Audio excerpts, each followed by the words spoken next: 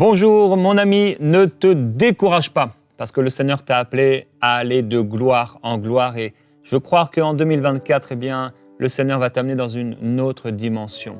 C'est la volonté du Seigneur pour toi de t'amener ailleurs, dans une dimension plus grande, quelque chose de plus élevé, ou plus d'intimité avec lui, plus dans ta relation avec le Seigneur, dans ton adoration, dans ton amour pour lui, une nouvelle intensité, une nouvelle dimension. Je prie cela pour toi dans le nom du Seigneur Jésus-Christ. Aujourd'hui, on va parler de cette vie de prière et d'adoration à laquelle le Seigneur nous a tous appelés.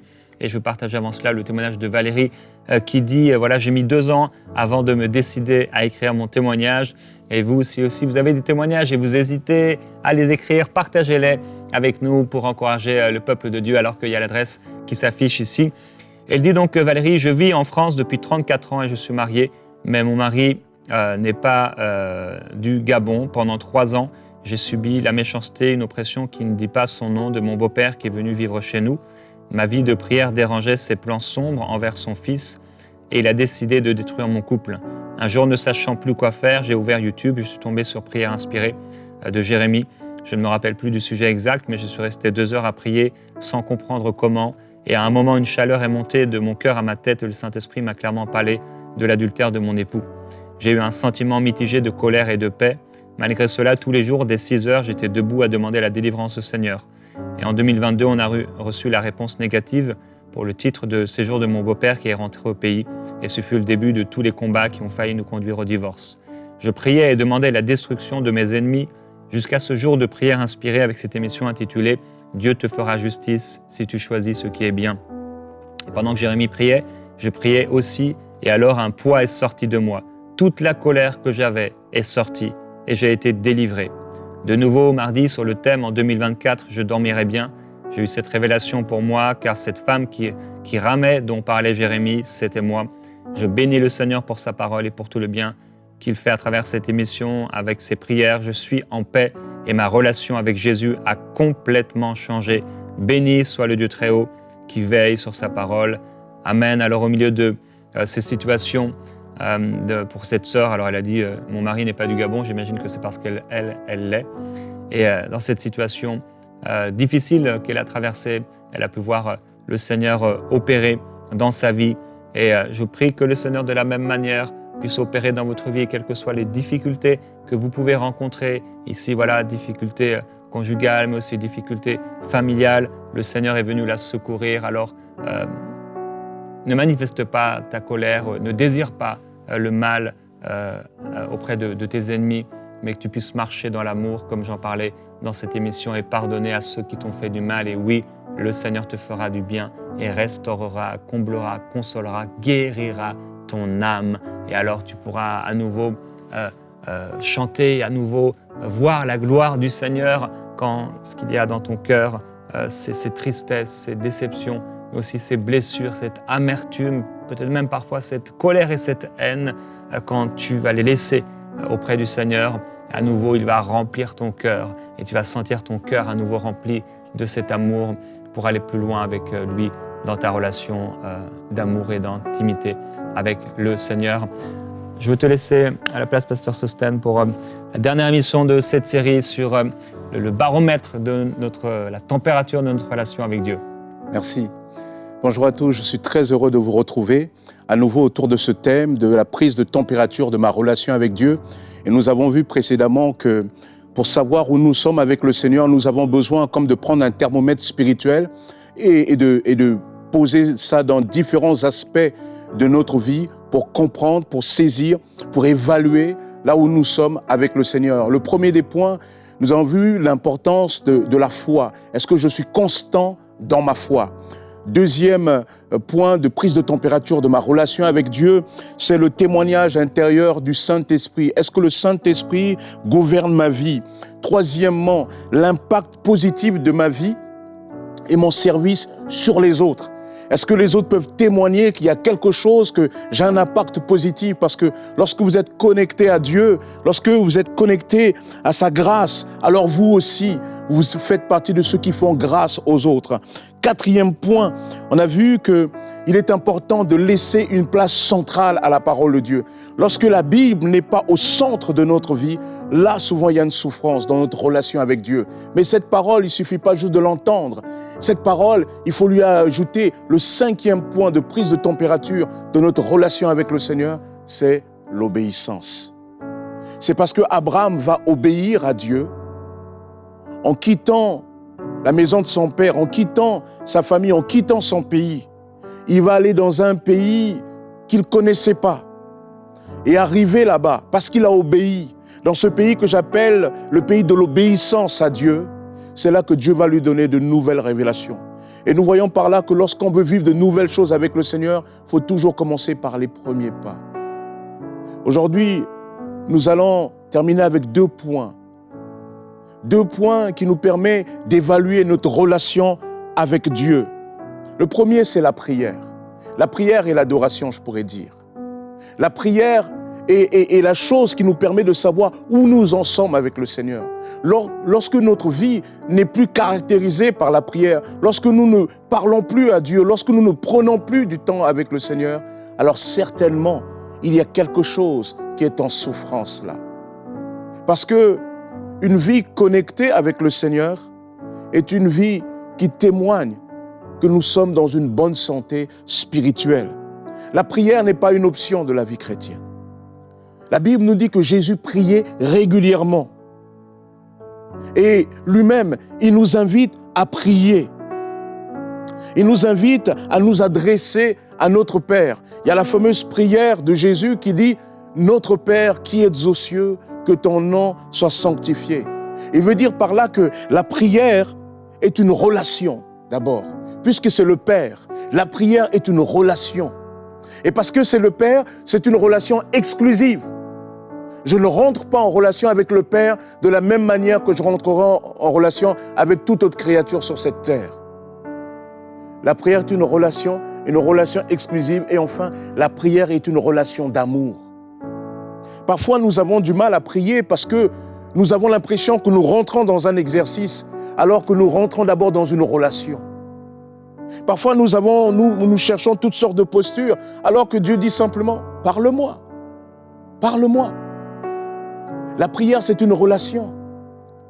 Lorsque des nouvelles personnes se donnent au Seigneur, parfois ils disent « Mais pasteur, comment je dois prier ?» Je me souviens d'une sœur qui trouvait nécessaire pour elle d'écrire toute sa prière. Je dis « Mais parle à Dieu ». Dieu nous a donné le langage, pas d'abord pour qu'on parle entre nous. Dieu nous a donné d'abord le langage pour qu'on lui parle à lui. Parce qu'avant que Ève ne soit créée, Adam était là. Adam était déjà dans une relation avec Dieu.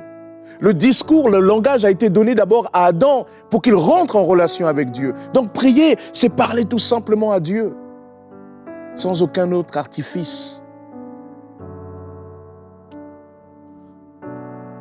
Notre Père qui êtes aux cieux.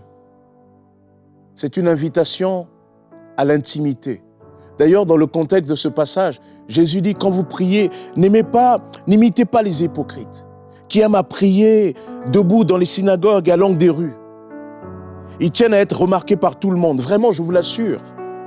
Leur récompense, ils l'ont d'ores et déjà. Puisqu'ils cherchent la gloire, eh bien, ils ont la gloire des gens qui les regardent. Mais toi, quand tu pries, dit Jésus, va dans ta pièce la plus retirée. D'autres passages parlent de la chambre, le lieu de l'intimité, le lieu où on ne peut pas inviter les autres. C'est-à-dire, il y a besoin parfois de... C'est comme dans toute relation, par exemple dans la relation amoureuse, je peux marcher avec mon épouse, vous pouvez marcher avec votre mari, vous discutez quand vous êtes à l'extérieur comme ça, mais il y a des moments, il y a des situations où vous ressentez le besoin de vous retrouver un peu plus dans l'intimité. Va dans ta pièce la plus retirée, verrouille ta porte, dit Jésus, et adresse ta prière à ton Père qui est dans les cieux. Et le Père qui est dans le cieux, il voit et te le rendra. Donc la prière permet de nourrir notre relation avec Dieu. Si tu veux savoir où tu en es avec Dieu, s'il n'y a plus de prière, c'est que certainement ta relation avec Dieu est en souffrance. La prière est là pour nourrir notre relation avec Dieu. Et voyez, en ce moment plus que jamais, nous avons besoin d'un cœur à cœur avec Dieu. Le monde est tellement perturbé. Le monde est tellement agité. Le monde est tellement déréglé. Nous avons besoin d'un cœur à cœur avec Dieu. Pourquoi? Parce que là où ce monde ne peut plus nous rassurer, la Bible parle d'une prière surnaturelle. D'une paix surnaturelle. Et cette paix surnaturelle, c'est le produit de la prière. Philippiens 4, Paul dit, ne vous mettez pas en souci, ne vous inquiétez de rien, mais en toute chose, faites connaître à Dieu vos besoins par des prières et des supplications.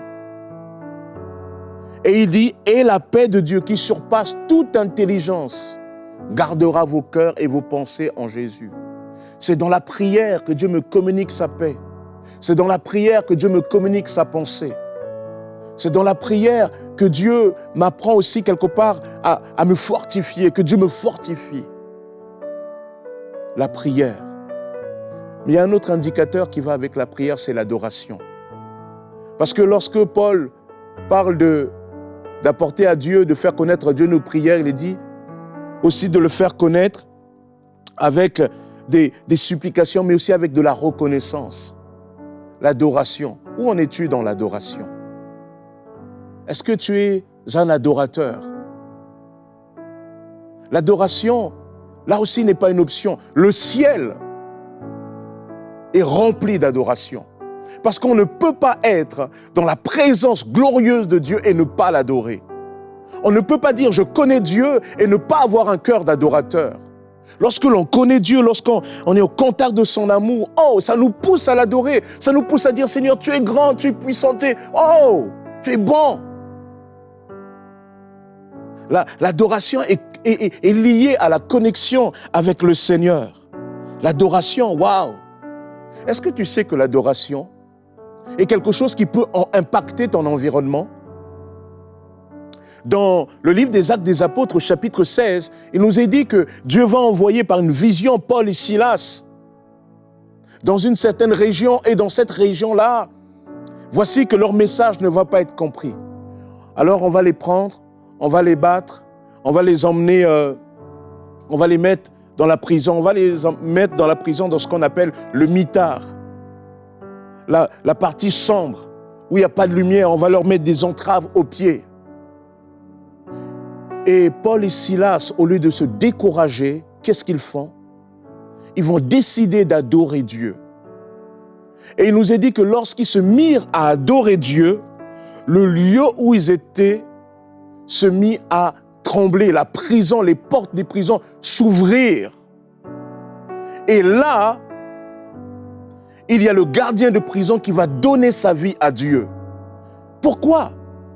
Parce que Dieu avait visité ce lieu. Et pourquoi Dieu avait visité ce lieu? Comment se fait-il? Parce qu'il y a des cœurs, au lieu de se tourner vers eux, ont commencé à dire, Seigneur, c'est toi qui as le contrôle. Quelle que soit la prison, moi je vais te louer. Ils ont décidé de transformer la prison en temple consacré à l'Éternel. Et là où il y a le temple consacré à l'Éternel, il ne peut pas y avoir d'entrave. Voilà pourquoi les prisonniers, les portes des prisons se sont ouvertes. C'était un signal fort. Lorsque Dieu nous invite à adorer, ce n'est pas juste le chanter parce que Dieu aime bien le chant, non. Parce que dans l'adoration, Dieu fait des choses pour toi dans le monde invisible. Tu ne sais pas ce qui se passe, mais Dieu fait des choses pour toi. Tu te dis rationnellement, et c'est ça le problème, tu es trop rationnel. Tu te dis, oui, mais en quoi ce chant va pouvoir faire quelque chose? Mais tu n'en sais rien, il y a des choses dans le monde invisible que nous ne comprenons pas, et nous devons tout simplement obéir. Il est un fait que lorsque tu te mets à louer Dieu, à l'adorer, à le célébrer, il se passe quelque chose dans le monde invisible. Oh! C'est Martin Luther qui disait que celui qui loue Dieu prie 2 fois. Il se passe quelque chose. Alors peut-être tu as dit, mais moi, pasteur, souvent je ne sais pas comment toujours adorer. Oh, voici une grâce que nous avons aujourd'hui. Il y a tellement, tu viens, tu te connectes à EMCI, il y a des louanges qui te sont apportées, tu te connectes sur YouTube, il y a des gens des artistes chrétiens qui ont proposé des chants qui nous conduisent dans louange, dans l'adoration. Loue le Seigneur. Il y a des morceaux que tu aimes. Loue le Seigneur. Associe-toi à ces ministères d'adoration et célèbre Dieu. Et célèbre-le particulièrement lorsque tu passes par des difficultés. Parce que cette adoration qui vient au milieu des difficultés a une saveur particulière dans le cœur de Dieu et libère tellement de choses dans nos vies. Alors peut-être que dans ta vie, c'est difficile. Allez, mets un chant, mon frère, ma sœur. Mets un chant et commence à célébrer Dieu. Commence à dire au travers de ton chant, Seigneur, toi tu es au-dessus. Commence à dire dans ton chant, Seigneur, la finalité, ce n'est pas mon problème. Parce que c'est toi qui es l'alpha, l'oméga. C'est toi qui triompheras à la fin. Commence à confesser. Et lorsque tu fais cela, il se passe des choses qui nous échappent à toi et moi dans le monde invisible. Amen. Et je termine pour te donner un dernier point de prise de température de la relation avec Dieu. Est-ce que tu assistes dans ta vie un schéma de croissance? Est-ce que tu peux voir dans ta vie s'il y a un schéma de croissance? Pierre nous dit dans 2 Pierre 1,5, nous devons ajouter à notre foi la force de caractère, la connaissance, la maîtrise de soi, l'endurance, etc., etc. Pour dire que la vie chrétienne est une vie aussi de croissance. Parfois, nous parlons de la nouvelle naissance, mais nous oublions que dans la nouvelle naissance, il y a aussi la nouvelle croissance. Vous avez compris? Dans la nouvelle naissance, après la nouvelle naissance, il faut qu'il y ait une nouvelle croissance. Lorsque tu es né, tu n'es pas resté un bébé. Tu as été amené à grandir. C'est naturel. Mais dans le monde spirituel aussi, maintenant que tu es né de nouveau, tu dois rentrer dans une nouvelle croissance. Tu dois grandir. Ce qui ne grandit pas finit toujours par mourir. La nature nous montre que tout doit grandir. Un scientifique qui s'appelle Michel Laureau affirme dans un article du journal du CNRS, peu importe où vous regardez, peu importe le type de système vivant que vous considérez, tout semble suivre la même loi de croissance. Nous ne savons pas encore quelles contraintes biologiques contribuent à engendrer cette loi universelle de croissance, mais nous savons que cette loi a des implications capitales. Vous entendez? Tout doit grandir.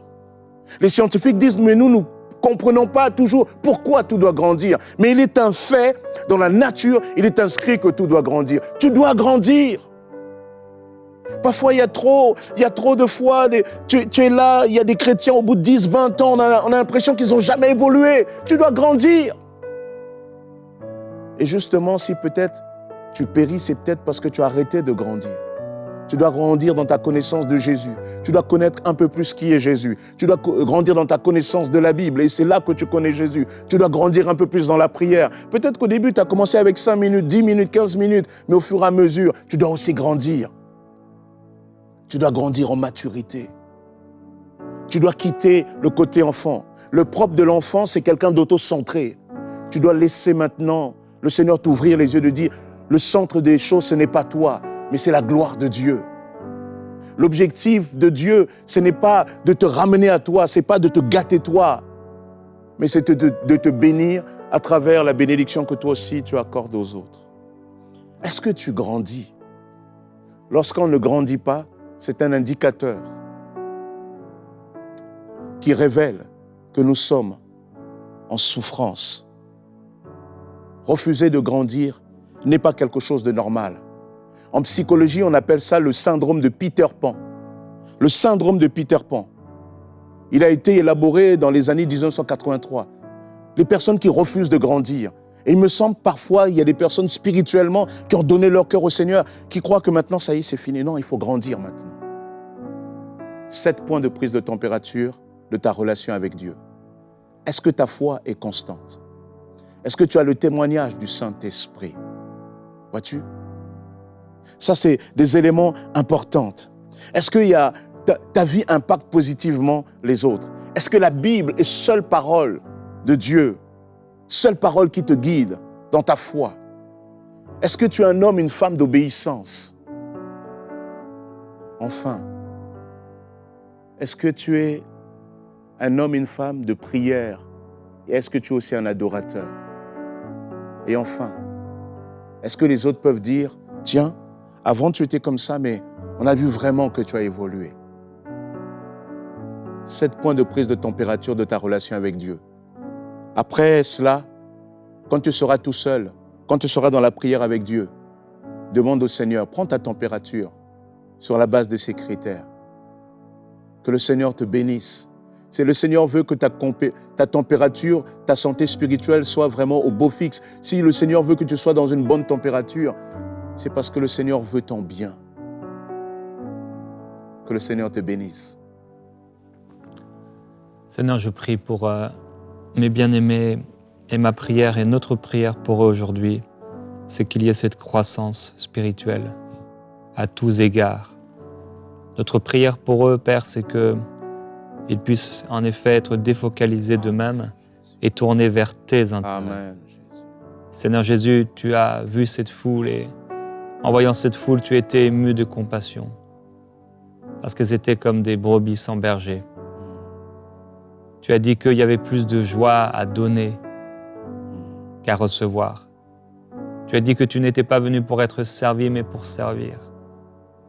Montre-nous, révèle-nous encore combien il est plus précieux, plus glorieux que d'aider les autres, de servir les autres, de prier pour les autres, de soutenir les autres. C'est là, Seigneur, que tu envoies ta bénédiction. C'est là que l'onction grandit. C'est là que la grâce grandit quand on se tourne vers les autres. Alors aujourd'hui, dans ce temps de prière, mon frère, ma sœur, je veux t'encourager. Ne prie pas pour toi, mais prie pour les autres. On a prié pour soi, mais prie pour les autres. Pendant ces quelques minutes qui restent, commence à prier pour quelqu'un. Commence à bénir quelqu'un. C'est quoi ton plus grand besoin à toi? Il y a quelqu'un qui a à peu près ce même besoin. Prie pour cette personne. Amen. Prie pour cette personne. Tu as besoin peut-être d'un manteau, mais tu connais quelqu'un qui a besoin d'un manteau. Prie pour cette personne qui a besoin d'un manteau. Amen. Et alors que tu arroses cette personne, tu seras toi-même arrosé. Amen. Fais confiance dans le Seigneur. Alléluia, Jésus. Oh Seigneur, nous te bénissons, Père éternel. Seigneur, tu fais de nous des adorateurs. Fais-nous comprendre, Père éternel, que tu as fait souvent les choses plus simples que nous ne compliquons, Père. Seigneur, aide-nous tout simplement à rentrer un peu plus en dialogue avec toi. Seigneur, tu aides mes frères et sœurs. Tu nous aides tous, Père. Fais-nous grandir dans la relation avec toi. Seigneur, fais-nous grandir dans l'adoration. Que nous puissions comprendre que dans l'adoration, il se passe des choses qui nous échappent, mais qui ne t'échappent pas à toi. Et qui sont des moyens, qui sont des clés pour toi. Pour ouvrir les portes du ciel, les fenêtres du ciel. Seigneur, les fenêtres de bénédiction sur tes enfants. Oh Père, aide-nous à grandir. Aide-nous à évoluer sans cesse avec toi. Seigneur, que nous puissions, Père éternel, comprendre qu'il ne suffit pas simplement de naître de nouveau, mais qu'il nous faut aussi grandir de nouveau. Cette nouvelle nature en Christ doit maintenant grandir. Oh Seigneur, aide-nous. Béni sois-tu, Père. Oh Seigneur Jésus, je te prie, Père, pour celles et ceux, Seigneur, qui sont reconnus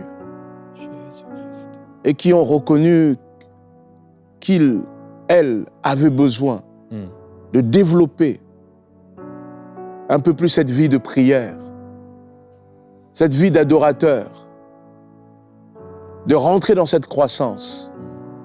Seigneur, que ton Esprit Saint les fortifie en ces instants. Que ton Esprit Saint les encourage en ce moment, Père éternel. Seigneur, au lieu d'être portés par une forme de culpabilité qui viendrait de ce qu'ils n'ont pas, qu'ils puissent réaliser, Père éternel, ce que toi tu veux leur accorder, Père. Que ton nom seul, Seigneur Jésus, soit glorifié. Oh Père, nous avons vraiment besoin de toi. Nous avons besoin de ta grâce. Nous avons besoin de l'action puissante de ton Esprit Saint. Oh Seigneur, aide-nous vraiment. Dirige-nous, Seigneur. Manifeste ta grâce. Manifeste ta puissance, Père. Dans le nom puissant de Jésus. Oh, gloire te soit rendue, Seigneur. Béni sois-tu, ô Dieu. Béni sois-tu, Père. Nous te bénissons dans le nom puissant de Jésus. Alléluia. Alléluia, Jésus. Alléluia. Père, je veux prier pour un chant nouveau, Alléluia, Jésus. un chant nouveau qui sort du cœur de ton peuple. Alléluia. Père, qu'ils puissent recevoir ce chant nouveau, Béni soit. qu'ils sentent en eux-mêmes, à l'intérieur d'eux, Alléluia. cette louange, cette adoration Oui, qui veut sortir. Père, je prie pour la hardiesse, pour chanter ce chant nouveau. Amen. Seigneur, viens nous envahir, nous traverser par ta présence. Viens enlever le voile, Seigneur, qui empêche de voir ta gloire et ta bonté, ta beauté, ta magnificence. Combien tu es grand et glorieux, afin de permettre à mes bien-aimés de t'adorer avec un chant nouveau. Alléluia. Qu'ils soient touchés par l'Esprit. Seigneur, qu'un rafraîchissement vienne sur eux, qu'une grâce descende sur eux et les amène à cette louange nouvelle, à ce chant nouveau, qu'ils puissent crier de toute leur force, chanter de toute leur force, Alléluia. un chant nouveau. Seigneur, merci. Béni sois-tu, Père. Plusieurs ont pu parler, crier fort en se disputant, en se mettant en colère, Béni. en encourageant une équipe. Mais Seigneur, que leur bouche puisse s'ouvrir et crier ta gloire. Mon frère, ma sœur, commence à crier pour ton Sauveur, la gloire de Dieu. Déclare la grandeur de Dieu, la bonté de Dieu, la puissance de Dieu, l'autorité de ton Dieu, comme le feront les anges, comme il est écrit dans l'Apocalypse, comme le feront les nations, qui glorifieront à haute voix, qui crieront des louanges pour le Seigneur. Commence à crier dans ta maison là où tu es, même si tu parais pour un fou, peu importe. Amen. Commence à crier la louange de Dieu. Amen. Alléluia, je veux te voir là sur le chemin, même en allant là dans tes activités le matin, te voir et tout à coup t'exclamer et crier « Dieu est bon, Amen. Amen, Jésus. Dieu est avec moi ». Alléluia. Commence à le faire à partir d'aujourd'hui ou de demain. Amen. Dans Amen. ta voiture, tu déclares « Dieu est avec moi ». Oh oui. Peut-être tu es dans un bouchon et tout le monde est en colère, fâché, Alléluia. là dans les bouchons. Et d'habitude, tu es fâché toi aussi avec eux. Amen. Mais là, un chant nouveau va éclater de toi et tu vas être en train d'adorer le Seigneur et les gens vont te regarder en se disant « Mais qu'est-ce qui se passe? Qu'est-ce qu'il a? C'est quoi lui? D'où lui vient cette joie? Quelle bonne nouvelle on lui a annoncée ?» La bonne nouvelle, c'est que tu as ton nom inscrit dans le livre de vie si tu lui appartiens. Amen. Et cela vaut mieux que tout, cela vaut plus que tout. Seigneur, nous voulons te glorifier et te remercier pour nos noms qui sont inscrits dans le livre de vie, pour ta grandeur, pour la place que tu prépares, pour le Saint-Esprit que tu nous as donné, pour la foi, notre foi qui va grandir, notre intimité avec toi, notre relation avec toi qui va s'améliorer, pour les fruits qui vont être portés. Seigneur, merci parce qu'il y a un plus. Merci parce qu'on va commencer à chanter ta gloire. Merci parce que l'esprit que tu as déposé dans nos cœurs est un esprit qui crie « Abba Père ». Seigneur, il n'est pas en train de chuchoter « Abba Père », il n'est pas en train de penser « Abba Père », il n'est pas en train de parler « Abba Père », il est en train de crier « Abba Père ». Alors nous voulons crier « Papa ». Père, Amen, tu es notre Amen, Père. Jésus. Tu es notre Père. Je ne suis pas rejeté. Je ne suis pas un orphelin. J'ai un Père et mon Père est Dieu. Amen, Et son Seigneur. Fils Jésus-Christ est mon frère. Oui, je suis aimé. Oh, il y a Amen. quelqu'un qui doit déclarer maintenant, là où tu te nous trouves, dans ta chambre, dans ton confessons bureau, ton dans ta amour. maison. Dieu est mon Père. Amen, Je ne suis pas Amen. un orphelin. Je ne suis pas Alléluia, une orpheline. Jésus. Dieu est mon Père. Oh, J'ai un béni soit Père. ton Il est Père. dans le ciel. Et il Amen. contrôle toutes choses. Et il est assis sur son Alléluia, trône. Jésus. Je n'ai pas à m'inquiéter. Oh, Amen. parce qu'il prend soin de moi. J'ai un Père. Alléluia. Oh oui, Abba Père. Mon Père, tu prends soin de moi. Alléluia. Et Oh, continue à adorer le Seigneur. Alléluia. Continue à le glorifier. Continue à prier de tout ton cœur. Car le Seigneur Alléluia. est là avec toi. Alléluia. Merci mon Dieu. Alléluia, Jésus.